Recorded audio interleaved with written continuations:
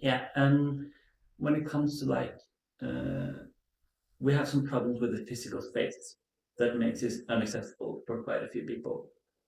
We have one exterior door that's wheelchair accessible, and it's a dark door in a dark corner. You have to go around the church to get into the lot, to then go back around to get to that door. That door has to remain locked for security reasons, so you have to either tell us in advance or come around and shout from the front door.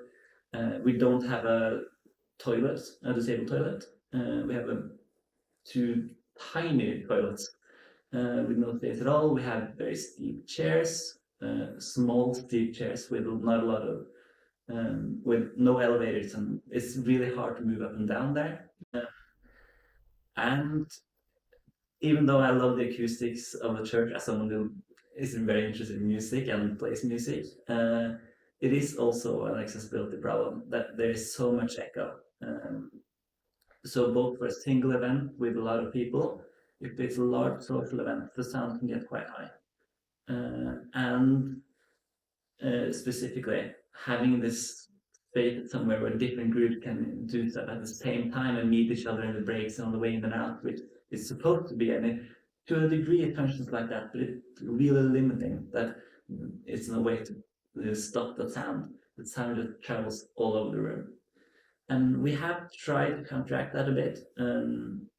Playing like lower calm music usually helps people keep their voices a bit down. So we did that when we have the large market here, for example. And that helps, but it is still tiring. And if you have auditory processing problems, or you are sensitive to sound, it is going to be a problem. And we are aware of it, but awareness doesn't mean it's solved. But we want to be as inclusive as possible, and we have this thing called Mangfoldsrådet, or Diversity Council, who their task is to come in with different perspectives than we often have. For example, both me and Martina are white people, hearing people, and another huge variety of majority identities. And so we will miss that. And therefore it's important to have other voices as well. Have, for example, that Mangfoldsrådet, who are able to say that, okay, this isn't accessible in that way, it needs to take those people into consideration. And I think they're under National Theatre, I think. I'm not quite certain. But I think we have a variety of, I mean, we have some, my brain just stops working completely. Like we have some diversity.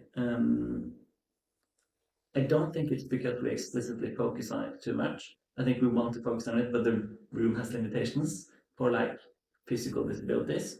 But on other sides of it, the diversity, I think mostly comes from just being a space where you challenge societal norms. Not necessarily that we have thought about those societal norms that other people are having troubles with, but the fact that this is a space where you can challenge them. Which I think you see in a lot of, like, there are certainly minority groups or individuals in minority groups who are really defensive of their identity and want to fit it to the majority as much as possible. But I don't think they're the ones finding a space like this. They would usually be this is getting a bit personal, but some people like my parents who are queer, but who would never identify with that label. I don't think they've used the word queer. They use the word lesbian, but who don't partake in that culture. And I think that group sort of doesn't necessarily see that perspective of different minorities as well. But when you are in such a the queer culture, you are in a space where you challenge norms, and it sort of becomes a natural evolvement of that to challenge other norms as well, not those directly affecting you. So I think that's kind of why we see such a big overlap. But I don't think it's something we explicitly focus on.